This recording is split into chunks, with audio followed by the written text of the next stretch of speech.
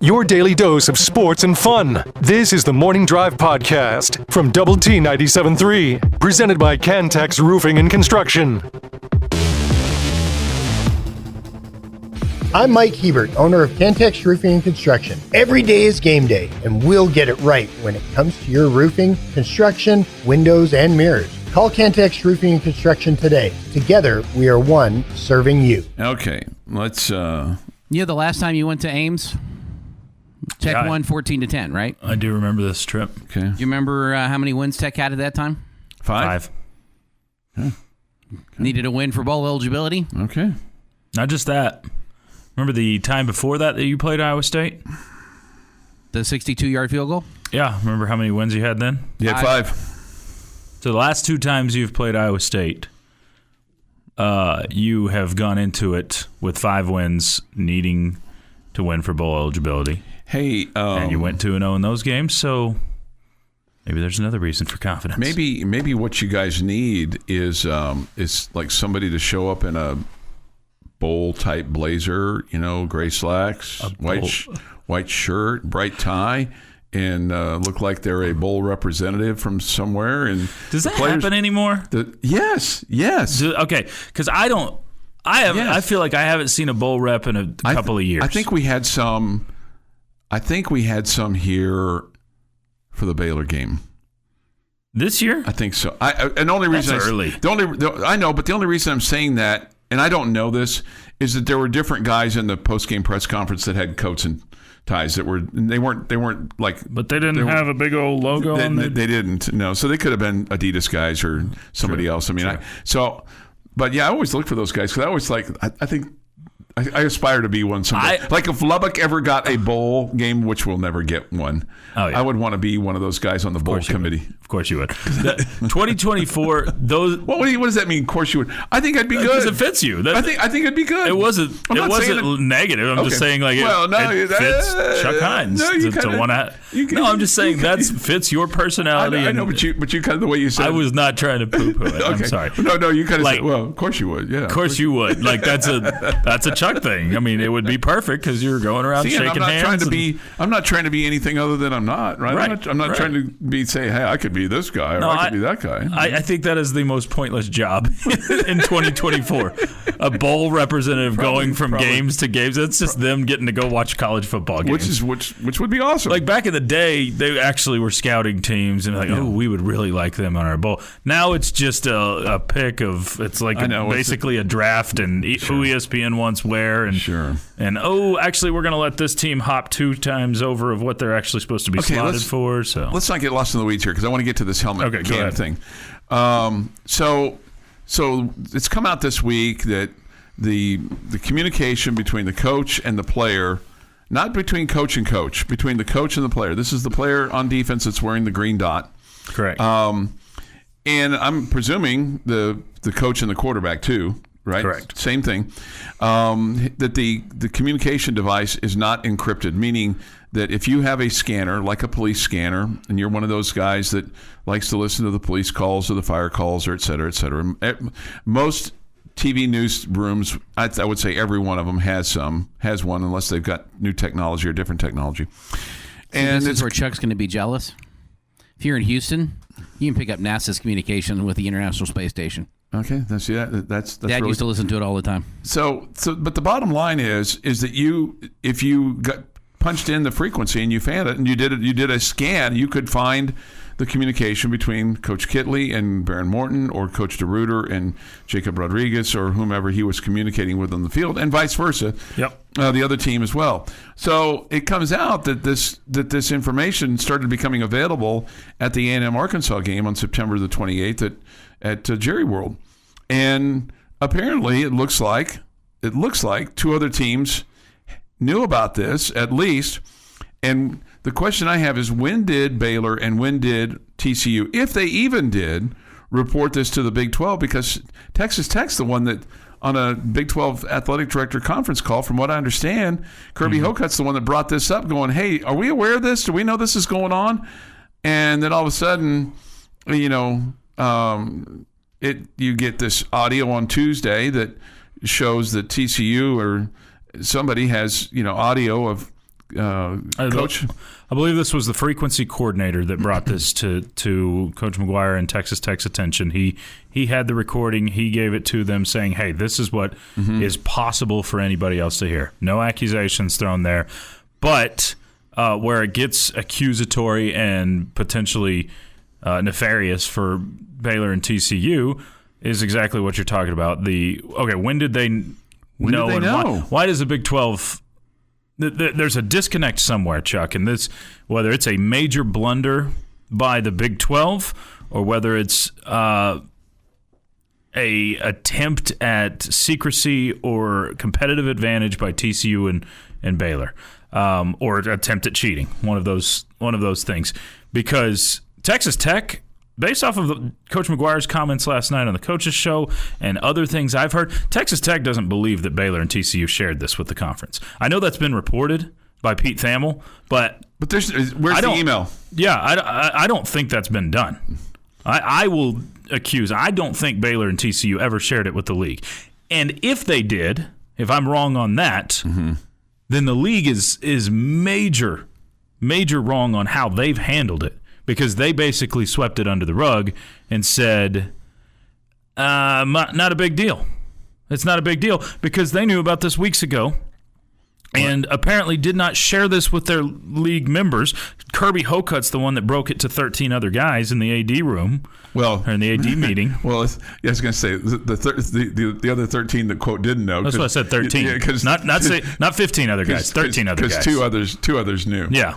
That's why I said 13, not 15. So he broke it to 13 other guys in that room, and that should not have happened. If Baylor and TCU actually did what they said or did what was said and reported this to the league, we would have known about this a month ago. Well, then they would have taken care of it immediately. And like Coach McGuire talked about last night, it's baffling in a multi-billion-dollar industry, billion-dollar business, that you have something that's so elementary.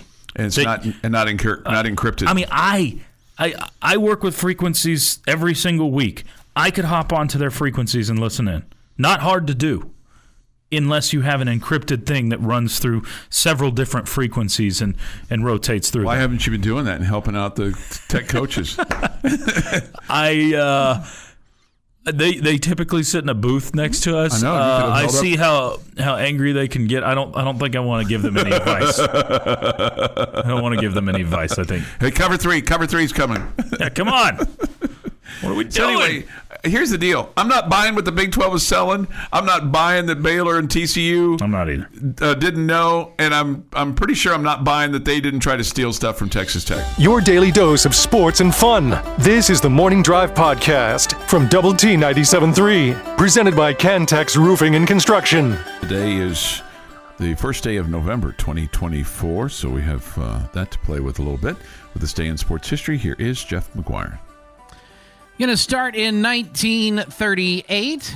National League batting champion Ernie Lombardi of the Cincinnati Reds is named the National League MVP. He is the first catcher to win the award. Boston Red Sox first baseman Jamie Foxx takes the AL award. Okay. Wonder if Jamie Foxx is... That's where Jamie Foxx took his name. Good question. Probably it's actually not. Jimmy Fox, so not Jamie Foxx. My fault. Jimmy Foxx. Jimmy Foxx. Okay. That's different. That's different. That makes a hell of a lot more sense. 1951, Brooklyn Dodgers catcher Roy Campanella wins his first of 3 National League MVP awards. In 64, Houston Oilers quarterback George Blanda attempts an AFL record 68 passes. He completed 37 of them in a 24-10 loss to the Buffalo Bills at War Memorial Stadium. I still hate that guy. And when I was watching the Raiders-Chiefs game this past Sunday, I was wondering why in the world, of all things good and holy, is a receiver wearing number 16, because that was Blanda's number. Not that the Raiders should retire it, but why is a receiver wearing one of their... I mean, he was one of their greats. He was an old man. He could kick. He could quarterback. He could get himself up off the deck. He could find a way to beat you, and he just made people's blood boil. 1981, Darrell Waltrip wins his 4th straight NASCAR Cup race, the American 500 at North Carolina Motor Speedway. He ties Richard Petty's record from 67 12 wins in a season. He goes on to win the Winston Cup crown. You a NASCAR fan, Choice? Not really at all. I like the average Joe. What? Just because I'm a redneck? Yeah. I mean, I like the average Joe. Like to tune in for the crashes and the drama, and maybe the final lap. So okay. Well, at least you know who you are. Yeah. I would love to go to a race. I have never been, but I would love to go to a race. Maybe Jamie will take you to one. He spends time on the infield, I heard. Yeah. 1992, New York Jets wide receiver Al Toon becomes the 10th NFL player to make a reception in 100 straight games. Jets beat the Dolphins 26-24 at the Meadowlands. 1998, Steve Young and Jerry Rice hook up for their 80th career touchdown in a Niners 36-22 loss to the Green Bay Packers at Lambeau Field. They eclipsed the previous NFL mark, head by Miami Dolphins tandem Dan Marino and Mark Clayton. And in 2008. So Harrell in the shotgun from the 28 to throw. Goes to the right side for Crabtree. It's caught. He breaks. Oh, he scores! Touchdown, Red Raiders! Unbelievable! Touchdown, Red Raiders! Touchdown, Red Raiders! Michael Crabtree has done it! Michael Crabtree makes the catch at the 5, breaks the tackle and scores! There's still 1 second on the clock, but Texas Tech, unbelievable, Michael Crabtree. Oh my gosh, can you believe that? We've been saying all second half, Crabtree's been quiet. Crabtree's been quiet. Oh, they've thrown a flag. 28-yard touchdown. There's going to be a lot of flags thrown before this is all done. They're dropping the goalposts to make sure they aren't pulled down by the students. Wow. That's the full Monty there. I love that. Yeah, that one's the whole dang enchilada. Sonny Cumbie in there with unbelievable. Love it. Well, it's the anniversary, so. Oh, no. It's great that you pulled that out. Happy banana pudding, fun with fondue, pepper, pomegranate, raisin bread, roasting, and butter lovers month. I'm not sure that I like any of that. What? Let's run that through again. Okay, not butter. Banana pudding. Banana pudding, I'm in. Fun with fondue. Absolutely in. Way in. Pepper. I'm in with pepper. Which pepper?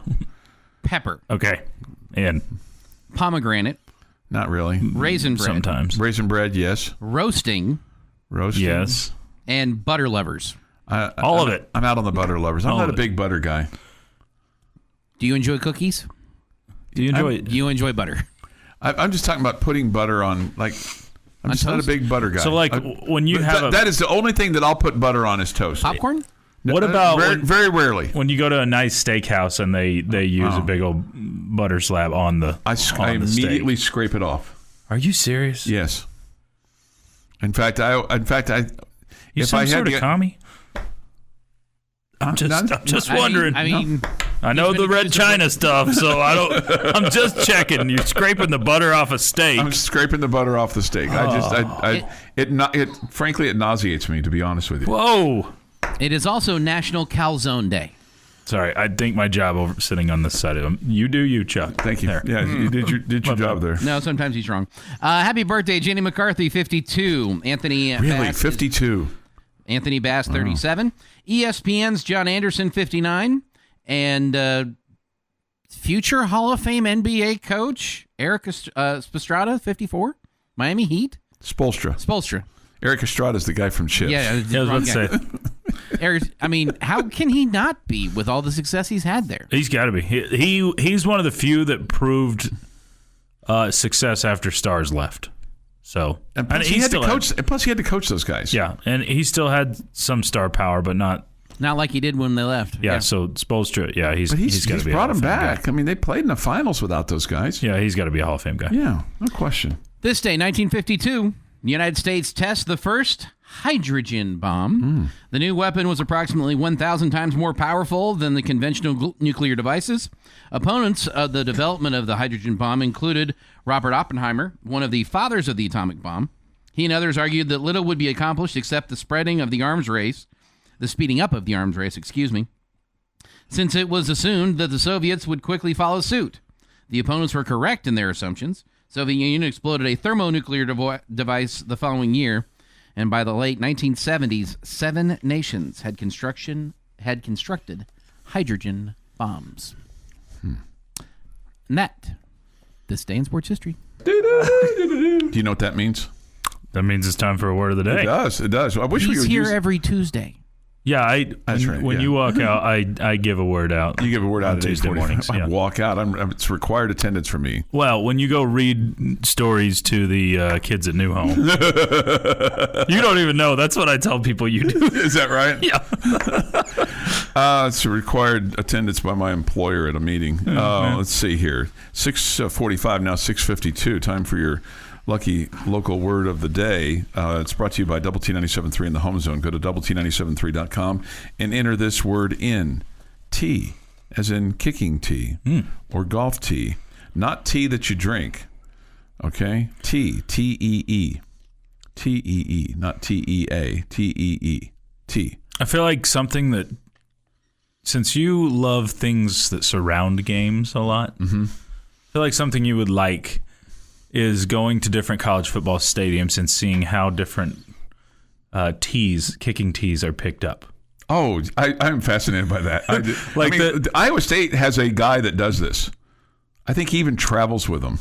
I'm trying to think of who. I can't remember Iowa State's. I know Houston has that big old large man named Hawk. Okay, I was confusing him with the Iowa State. Yeah, Houston does the guy that he's a 300-pound guy that rolls around on the field and tumbles stuff. out there. Yeah, yes, him. When we were at NC State a couple of years ago, they had a dog that did it. Oh, nice. He would go fetch the tee. I wonder if Auburn could get the bird to do that. Maybe that'd be get cool. An eagle to pick it up. Yeah, that'd be cool. That would be really cool. But yeah, I think it's pretty fun to see how. Yeah. I mean, a lot of times it's just a kid. Yeah, and I love that. I love that little kid that gets to run out there and do it and pick it up and then run back and have the oversized T-shirt and then get their picture taken, the whole thing. Yeah. T. I'm all in it. T-E-E. It's like when you go to the restaurant, you shouldn't have to say, if you order tea, you should just be able to say tea. You shouldn't have to respond to them going sweet or unsweet. No, tea is tea. If you want sweet tea, say sweet tea. You shouldn't have to say unsweet tea. You should just be able to say tea. Spoken like a guy from the Midwest. Yeah, tea. You're in the South. Tea. I just want tea. I want a glass of tea. Would you like unsweet? No. Unsweet, yes. Sweet, no. Say I got one better, but just tea. We don't have time. Tea. Just tea. Just want water. The Morning Drive podcast from Double T 97.3 is presented by Cantex Roofing and Construction. Chois Woodman is in for Jamie Lent this morning, and Jeff McGuire. I'm Chuck Heinz. I feel like we're swerving all over the road today, but I feel like it's been really good. But I feel like we're swerving all over the road today. We missed a birthday, and it's a big birthday today. Okay. Today is the 77th birthday of Lubbock's second radio station to sign on the air. Oh, KTTV? Do you know what that is? KTTU AM. Oh. 950 AM, which is also part of 100.7 The Score. There you go. Okay. 77 years ago today. So 950 AM is 77 years. That's 77 years. That's pretty impressive. 77 years, yes. Syntax Inc. says this, Jeff, mark this day for a future day in sports history. The listeners agreed with Chuck on 2 topics in a row. Was it 2 topics or just people saying 2 things? Well, I thought it was all the tea thing that they were agreeing with you on. And the new potatoes. I was right. Okay. Yeah, I was right on that, too. I wasn't saying you were wrong. I just had never heard of it. Pepsi Man has made his way to London, Tennessee. He says Texas Tech 41, Iowa State 38, and we're going bowling, baby. Have a great weekend, guys, from Pepsi Man. Hope you're right. That'd be a heck of a game. A lot of fun. Yeah. How does that, if you were to go in and win this game on Saturday, what does that do for you as a fan? I mean, or what is it, maybe not you, but what does it do for the average fan out there? Are they just still mad about the results of the last 2 games? Does it lift the spirits to where you're like, okay, we could still turn this into something this year? No, I think on Monday you hear the typical Tech. Typical Tech. Oh, yeah, that would be that's the what you'll hear. That's what you'll hear, and then by the end of the week, we'll start drinking the Kool-Aid a little bit more, and a little bit more, and then if you beat Colorado, beat Colorado, and then all of a sudden, like, hell yeah, man, we're gonna go up there and stop those Okies. And then you start looking at tiebreak scenarios of, hey, if this happens and this happens. I'm sorry, 2 losses is not going to get you into a Big 12 championship. It absolutely could. I guess it could. Right now, I guess it could. I'll tell you the scenario, Chuck.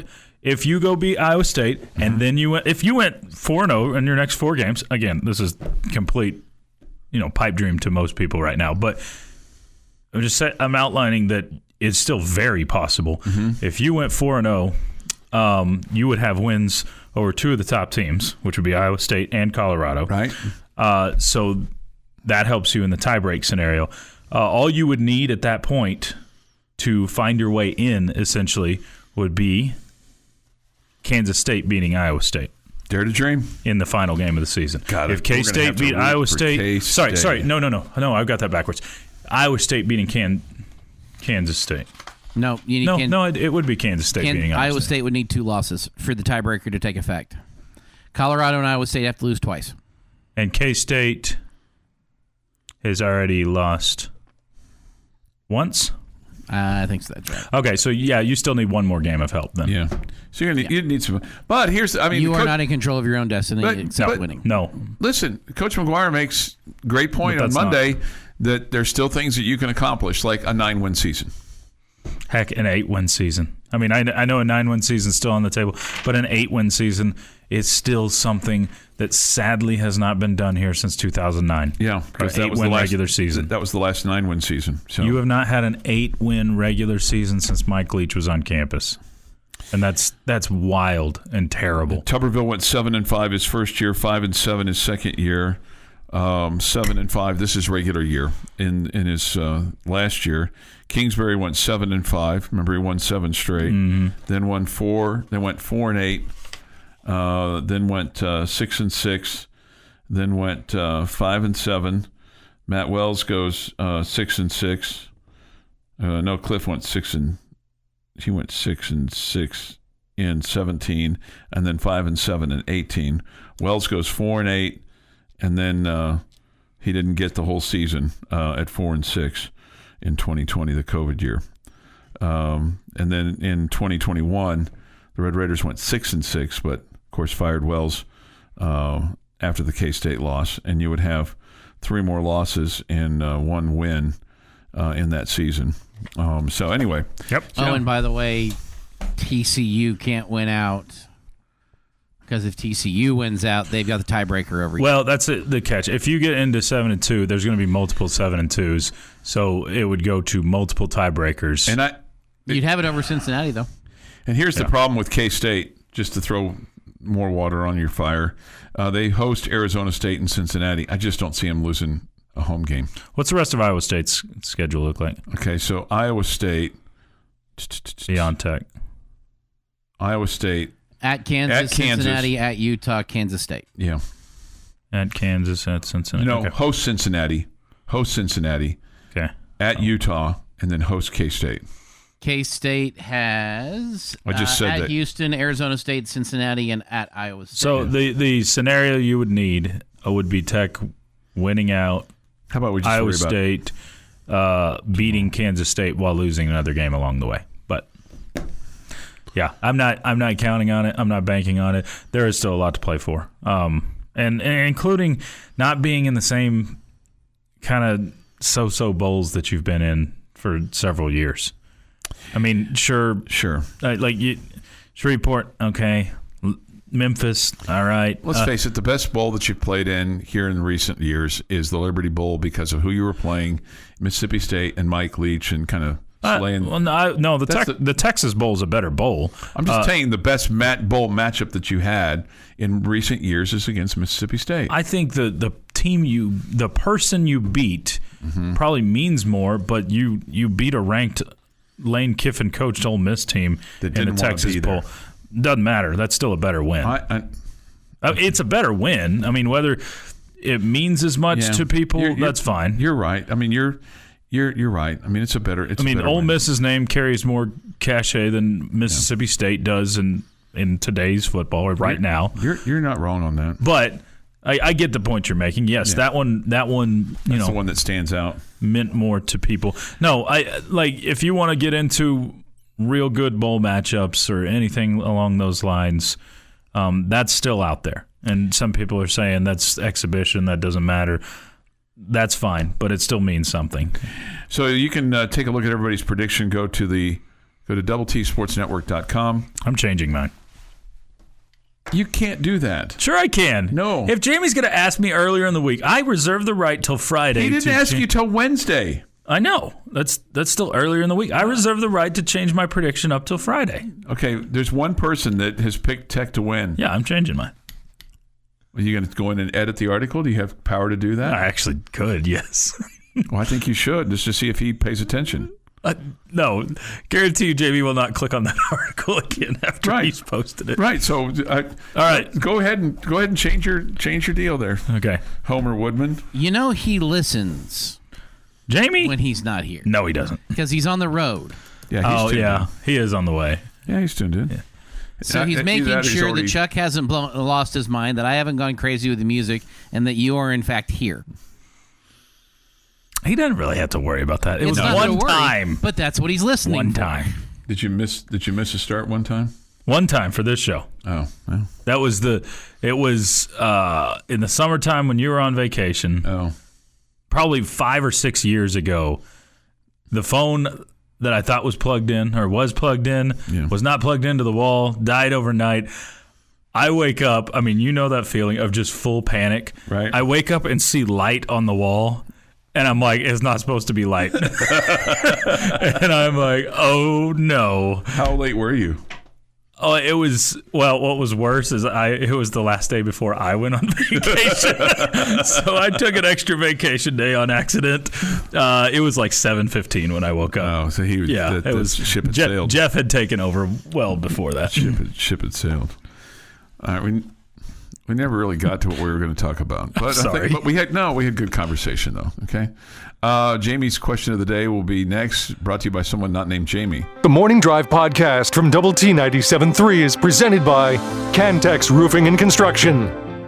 Jamie's question of the day on Double T 97.3, presented today by someone not named Jamie, is brought to you by Cantex. All right, Chuck, Jeff, our fine listening audience.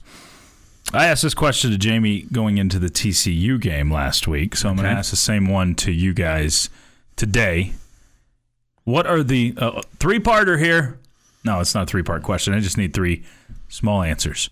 What are the 3 stats that will be the most telling in the Texas Tech and Iowa State game this weekend, besides final score? Sorry. Okay, so in my little part of the prediction on doubletsportsnetwork.com under our prediction article, I said you needed to have 2 turnovers. So I'm going to stay with that. Okay. That you need to be +2. Okay. This isn't win. This is the stats you're looking at that are most important in the game. It's just most telling stats. What are the stats? And what's ironic about the TCU game? We did that exercise last week. Well, if you did a blind look at just stats, you would think Texas Tech wins this game. Absolutely. Yeah. But I mean, getting 2 more possessions, I think, is going to be crucial. So when I'm looking at the stats on the stat sheet, they have that, and that's in game. Oh, sure. I'm going to also look at third down. Okay, yeah. I think third down is huge. I think getting them off the field is huge. And then maybe the number one thing is yards rushing for you and yards rushing for them. Yeah. Okay. I'm going to go just third down conversion rate in general for both teams. Mm-hmm. If you're 60% on third down, I think that would be really a good telling tale for the Red Raiders. If you're holding them to 40 or 30, that would also be telling that your defense is figured some things out. But if it's 1 out of 2 on third down conversion, that would be in theory great, but then you're also looking at the next stat, which would be turnovers. And while we expect Baron Morton to be healthy, we also know that the Iowa State defense double cloud has done things to Texas Tech quarterbacks that need to be described to, psychiatrists later, because it's been dirty and nasty and needs to be reported as abuse. So those two jump out. The other one that jumps out, and this kind of, I don't know if this is cheating or not, but return yardage for special teams. If you're getting better field position, I think you've got a better shot in this game. If your punt return guys are doing something other than just fair catching and making some movement forward, if your kick return guys are getting the ball past the 30, if they're making some big returns, I think that will help Tech. If it's, one catch for 5 yards total, that tells me that their coverage team's limiting you a lot, and that leads to their defense limiting you a lot. Okay. So your three were, sorry, narrow it down. Third down conversion rate. Yep. Just literally said it. Third down conversion rate, turnovers, and also return yardage. So he chastised me for the turnover deal, and then he doesn't use it. No, it's the number of. You're saying with 2 turnovers, Tech can win. I'm saying turnovers will tell you if you. I said in my article that you had to have at least 2 turnovers to have a chance to win. Okay. So turnovers can be a telling stat. Yeah. Okay, so mine, the first one I'm going with is a very non-normal stat, but it's first down yards per play for Texas Tech. Yards per play on first down, I think, will tell you a lot of this story, because this is not a game where you can get behind the sticks against a defense like this. So you cannot have negative plays very often and survive it. And I think that's why first down will be critical. Do you track that Texas in the Tech. booth? I don't, but it is tracked. It is tracked. Okay. Yeah, we don't track that one, but it is a tracked stat. So you can go back and find it. I was just curious. The next one is it's rushing yards for Taj Brooks. Your rushing game is going to be vital in this one. While we've seen this Iowa State defense be really good in years past, it's still really good. But it has a vulnerability this year. They're second in the nation in pass defense, but they're 99th in the country in rush defense. They have not excelled against the run like we've seen in other years. You've got to be able to open up holes in that front. Yes. So and that's where you can get ahead on first down as well, is with Taj Brooks. I think that's going to be vital, that he's getting well over 125 yards, or up over 125 yards, to give you a chance in this ball game, if not more, for Brooks. Will you slip that note to the offensive line as you're walking by him today on the plane going, hey, open up holes for 28? I tend to not give advice to guys that are much larger than me, because I don't want to get squashed if they don't take it well. So those guys are nice. So those are the first two. First down yards per play. Rushing yards for Taj Brooks, and the last one, and it's a universal stat for both teams, is red zone touchdowns. When you get the chance in the red zone tomorrow, are you turning it into 6s or 3s? And I think for both teams that's going to be vital, because I do think Tech will allow Iowa State into the red zone a few times. But can you hold them out of the end zone? Well, here's the deal. They have struggled with that. They're 22 of 32 on red zone touchdowns, and the problem is opponents are only 7 of 12. Tech has been one of the best red zone offenses in the entire nation when it just comes to scoring, not red zone touchdowns. But Tech has a 949 scoring percentage. It was his eighth nationally in red zone scoring, but last week, you went 6 for 6 in the red zone, but it wasn't enough because you had to settle for field goals a couple of times. Coach McGuire has mentioned it twice this week that on their plan to win, they won 5 of the 7 categories. Yeah. And it's only the second time in his coaching career in using the plan to win that they have failed to win. He cited the last time was when Baylor played Oklahoma. And for the right to go to the Big 12 championship game, and they didn't win it. Can I give a cheeky answer? Yeah. Number 2, is the number. The number of people listening on the Helmet to Helmet communication. Very cheeky. Yeah, that's just two. Just so you know, for Texas Tech, 26 of their 39 red zone appearances have resulted in touchdowns. And then the other thing, to support Jeff's thing on return yardage, get this. Iowa State has 44 returns. They've averaged 62 yards per return. Iowa State opponents, 23 returns, 62 yards. So Iowa State's doing a great job of returning the football and getting good field position. So you've got to keep that from happening as well. This is the Morning Drive Podcast from Double T 97.3, presented by Cantex Roofing and Construction. Good morning with Chois Woodman, who's in for Jamie Lent, and Jeff McGuire. I'm Chuck Heinz. Come to you this morning from the First United Bank studio. Look forward to hearing from you today on the Yates Flooring Center chat line. Go to doublet973.com for that, or the mobile app. Visual Edge IT hotline is open, 806-771-0973. Okay. I feel like this has been a fast week. But then I think about, last Saturday, it feels like a long time ago. So it's kind of like talking out of both sides. Yeah, that's opposites there, but kind of talking out of both sides of my mouth. I don't know. I guess I can get the same feeling. I mean, it's gone by fairly quick, but there's times where it is drug. You feel like last week was a long time ago, yeah. Especially when you lose, it's like, you've got that bad taste in your mouth the last couple of weeks. This from the Yates Flooring Center chat line, which is total BS. Sounds like you guys are making excuses for a losing record. First of all, you don't have a losing record, okay?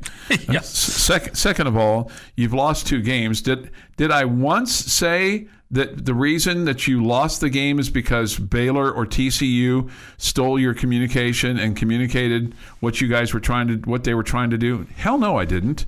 All I'm saying is I don't believe Baylor and TCU didn't try to do something or did something and didn't tell anybody about it. Otherwise, we should have known this a month ago. We should have known this a month ago. If they knew a month ago, we should have known a month ago. It's just sportsmanship. That's exactly. Well, it's not even just sportsmanship. It's nefarious activity. It's a terrible look on you, and we probably will never see anything proven. Probably can't see anything proven. And again, I think this story will disappear in a few weeks, after this week. But no, you need to clean the earwax out if you're saying we're making excuses. Yeah, and the losing record thing. 5 is more than 3. Right. You have 5 wins, 3 losses right now. Mm-hmm. You were sitting here at this time last year. This is where I also said earlier this week that I'm gaining some confidence in this game. Joey McGuire's best record by month, November, easily. 6-2 in the month of November. You're coming out of the worst month for Joey McGuire record-wise. 3-7 in October. For whatever reason, that's been a bad month. And you'd have to go back and look at opponents and things like that. Well, opponents matter, but you've also dipped and just not had good games. And I mean, both your losses to Baylor at home were in October. Yeah. That K-State loss last year was in October. Mm-hmm. So your TCU loss in 21 was in October. You have finished seasons very well under Joey McGuire. No doubt. Does that mean you're going to? I don't know. I hope so. I hope this team just has a switch they're able to turn on.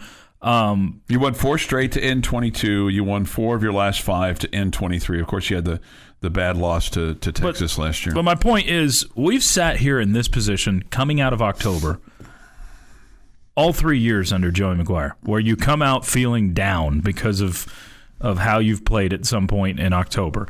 And it's elevated. The season has finished on a good note in November. Chuck, the Red Raiders in the month of November, 6-2. I think you do have a chance to do some big things in this month. Now, is that 2 wins? Is that 3 wins? I don't know. Here's the thing that he's the most frustrated and disappointed about. Okay, and this is what he said last night. And he said this essentially on Monday as well.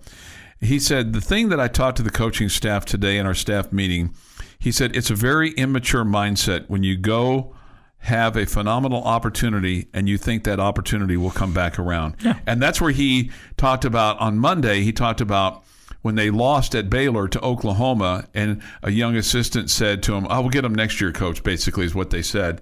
And Coach McGuire said, "Look, I've been in this game a long time.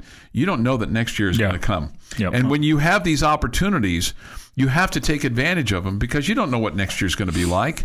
You don't know if you're going to have an opportunity to have control your own destiny." And that's what he's so frustrated probably with his team, with himself, with his coaches, with just the whole doggone thing, is that they had an opportunity. If they beat Baylor, okay, and then they beat TCU, but even without the, but you just, you have the. And he talked about this summer, and he talked about this in the spring. They want to play meaningful games in November, and to him, playing meaningful games in November meant playing for the right to get into a Big 12 championship game, and that opportunity right now appears gone. Yep, it does.